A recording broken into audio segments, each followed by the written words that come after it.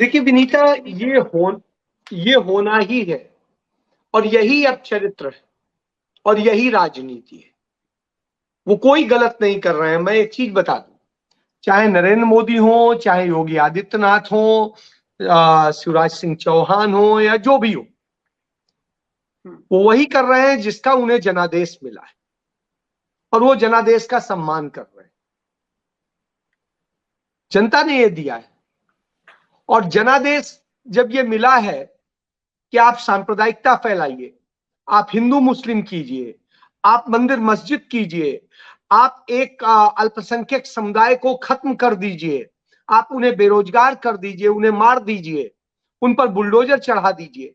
तो जब इस बात का जनादेश मिला हो, तो योगी आदित्यनाथ हो, या नरेंद्र मोदी हो, या अमित शाह हो, या कोई भी हो, वो क्या गलत कर रहे हैं? लोकतंत्र है। लेकिन यदि हम हिंदू धर्म का सम्मान करते हैं, जिसे वो कहते हैं कि हम हिंदूवादी हैं, तो सनातन धर्म तो ये इसकी कदापि अनुमति नहीं देता। कोई हमारे 100 मंदिर तोड़ जाए, हमें अधिकार नहीं है किसी के धर्म स्थल को तोड़े। हमें अधिकार नहीं है कि हम हिंसा करें। हमें अधिकार नहीं, क्योंकि वेद स्पष्ट कर देता है। ऋग्वेद तो ये कहता है मूर्ति है ही नहीं, और जो मूर्ति के रूप में पूजते हैं वो धर्म को खंडित करते हैं, ऋग्वेद कह रहा है। तो ऐसी स्थिति में आप ये समझ लीजिए कि जो हिंदू धर्म के नाम पर बात कर रहे हैं, वो असलियत में हिंदू धर्म की बात ही नहीं कर रहे हैं। वो हिंदुत्व की बात करते हैं, और उसी हिंदुत्व की, जो हिंदुत्व हिंसा फैलाता है, जो हिंदुत्व खंड खंड करता है, जो हिंदुत्व नफरत फैलाता है, जो हिंदुत्व एक वर्ग से, एक जाति से, उन सब से नफरत करता है, हिंसा करना सिखाता है। राहुल गांधी ने बड़ा अच्छा डिफाइन किया था राजस्थान की एक रैली में, कि किस तरीके से हिंदू और हिंदू धर्म और हिंदुत्व दोनों अलग अलग चीजें। आज वही हो रहा है। और रही बात, औरंगजेब को अचानक एकदम से गलत कह देने का हक कैसे दे दिया किसी ने? हमने उसे जस्टिफाई किया है? क्या उसने कोई भी मंदिर, मस्जिद, गुरुद्वारा, चर्च, जो भी आप कहिए, उसने कहीं पर भी कोई इस तरह से तोड़े हैं?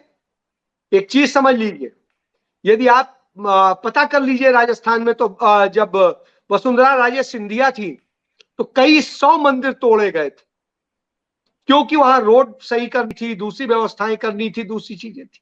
अभी यूपी में लखनऊ और में अजय ही सर, हनुमान जी का अभी तो मंदिर। काशी में भी मैं जब वही कह रहा कॉरिडोर हूं, बन रहा था, तब कितने मंदिर तोड़े गए। हमने मैं वही न्यूज वही वर्षा आ ने रहा वहां हूं। पर मैं रिपोर्ट की थी।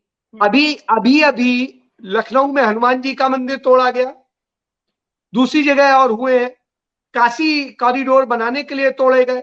और याद करिए, जो बाबरी विध्वंस के नाम पर जो तोड़फोड़ हुई थी, उसमें मंदिर भी टूटे। साथ में जो मंदिर था वो टूटा है। तो आप ये समझ लीजिए कि ये सारी चीजें जितनी, ये सब जो है एक नफरत को फैलाने के लिए। हमें हर एक चीज की, यदि हम हर एक जगह की समीक्षा करेंगे, तो आप एक चीज देखेंगे कि क्यों हुआ, कैसे हुआ। इन सारी बातों को जब देखेंगे, तो देखिए, किसी को भी जस्टिफाई करने का हमें अधिकार नहीं है जब तक हम उसका पूरा ज्ञान ना हो। चाहे वो औरंगजेब हो, चाहे वो नरेंद्र मोदी हो, चाहे योगी आदित्यनाथ हो, चाहे कल्याण सिंह हो, या कोई भी हो। तो इन सारी बातों पर हमें ध्यान देना होगा, तथ्यों पर ध्यान देना होगा। और आप क्यों भूल जाते हैं कि 1991 में भारत की संसद ने पूजा स्थल विशेष प्रावधान अधिनियम पास किया। उस अधिनियम में क्या था?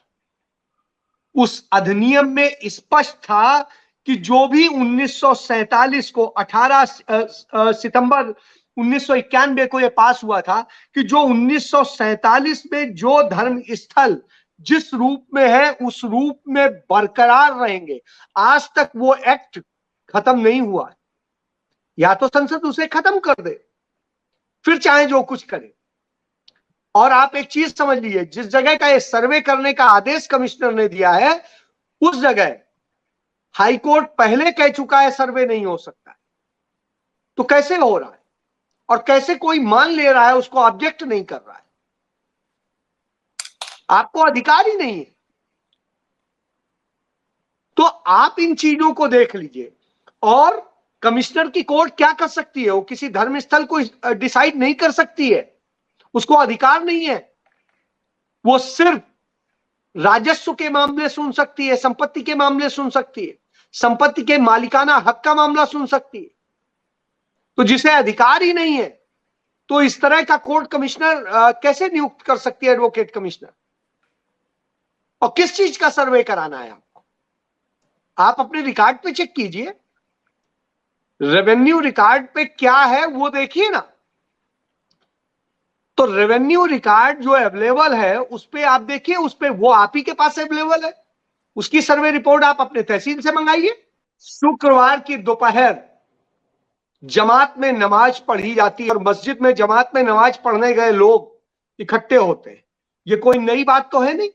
उसी समय आप कोर्ट कमिश्नर भेज दें और कहें कि वो इसलिए इकट्ठे हुए, वह शुक्रवार ही आपने तय किया, आप कोई और दिन तय करते। उन्हें यह था कि हम शायद शुक्रवार को करेंगे और हिंसा हो जाएगी और हम उसका लाभ उठा लेंगे।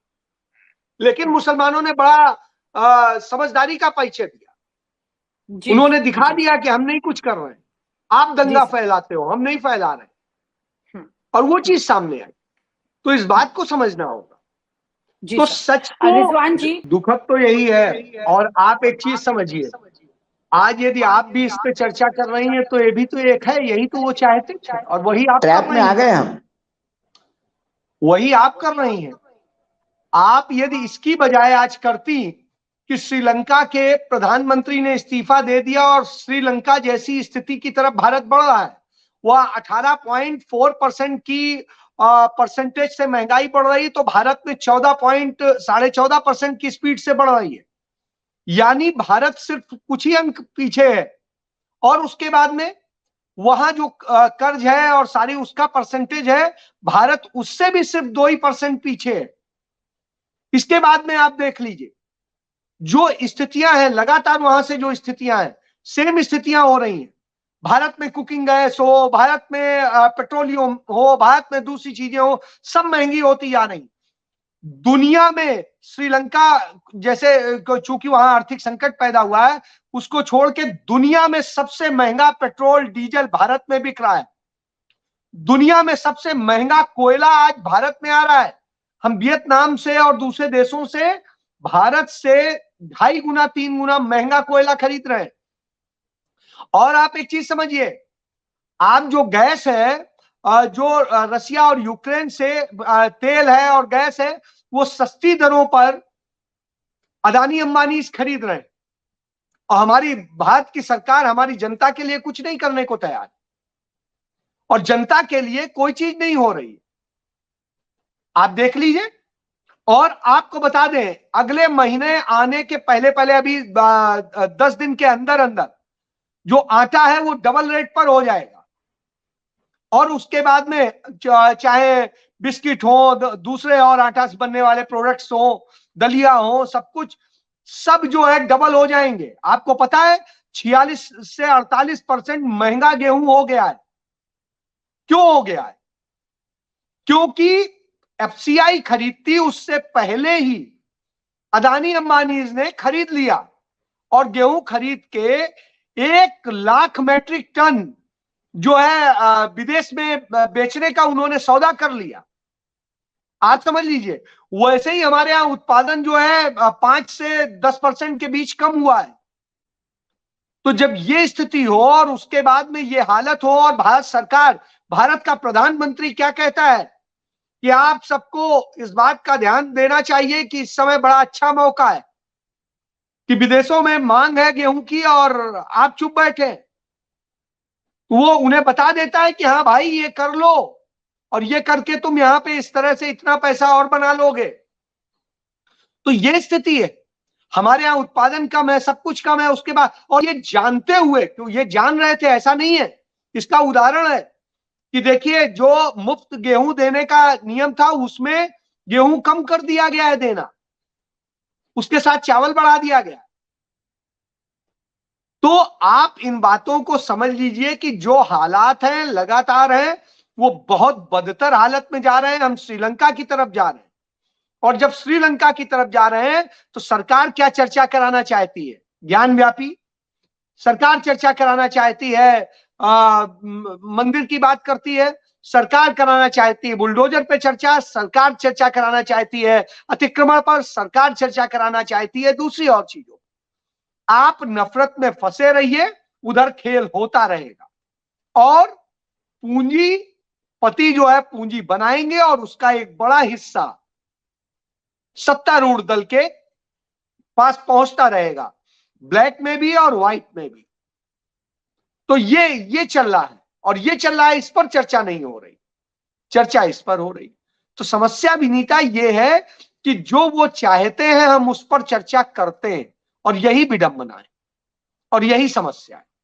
क्योंकि जब कानून कहता है, चर्चा तो इस पे होनी चाहिए कि क्या 1991 का वह कानून खत्म कर दिया गया है कि आप किसी धर्म स्थल को बदल सकते हैं? 15 अगस्त 1947 की यथास्थिति में ही हर धार्मिक स्थल रहेगा, उसमें कोई बदलाव नहीं किया जा सकता है, यह बात यह एक्ट कहता है, और वो एक्ट आज तक खत्म नहीं हुआ है। तो फिर ये सब कैसे हो रहा है, क्यों हो रहा है? उस कमिश्नर को सस्पेंड क्यों नहीं किया गया अब तक जिसने इस तरह का ऑर्डर पास किया? भाई वो मालिकाना हक पर बात कर सकता है, वो उस दावे पर सुनवाई कर सकता है, उसे पूजा स्थल में क्या था और क्या नहीं है इस पर उसे करने का अधिकार नहीं है। वो राजस्व का जो है अधिकारी है, और कमिश्नर जो है फुल कोर्ट नहीं होती है, वो राजस्व कोर्ट होती है।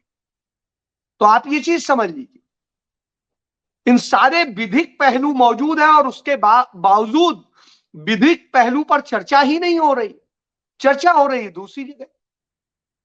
तो ये कैसे हो रहा है और क्यों हो रहा है, किसके कहे पर हो रहा है, और सरकार को इसका संरक्षण क्यों है? इन सब बातों पर आना चाहिए, और इन पर आना चाहिए कि देश की दुर्दशा क्या हो रही है। बेरोजगारी, 90 करोड़ बेरोजगार युवाओं का देश बन गया है भारत, सबसे बड़ा भूखमरा देश बन गया है, मतलब भारत के इतिहास में सबसे बड़ा कर्जदार देश बन गया है। आप समझिए, मनमोहन सिंह कहां छोड़ के गए थे? 54 लाख करोड़ के कर्ज पर छोड़ गए थे, और आज 130 लाख करोड़ का कर्ज हो गया है भारत पर, सिर्फ 8 महीने में, 8 साल में। और 1947 से लेकर 2014 तक सिर्फ 54 लाख करोड़ का था। आप समझिए देश में हुआ क्या है, कहां जा रहा है पैसा? भारत सरकार का जो रिजर्व फंड है वो कौन खा गया, किसके खाते में चला गया? किस तरीके से अय्यासी के लिए 8,500 करोड़ के 8,500 करोड़ के 2 प्लेन खरीद लिए गए? क्यों राजा की तरह, महाराजा की तरह जी रहा है प्रधानमंत्री? इतना महंगा प्रधानमंत्री, क्या वो लोक सेवक है? वो सांसद है? वो हमारा प्रतिनिधि है? नहीं, वो तो महाराजा है। इस पर क्यों नहीं चर्चा हो रही?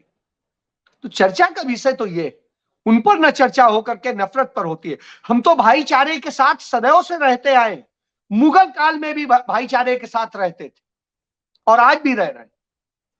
सबसे ज्यादा मंदिर हिंदुस्तान के अंदर यदि बने हैं तो मुगल काल में बने, भक्ति आंदोलन मुगल काल में हुआ है।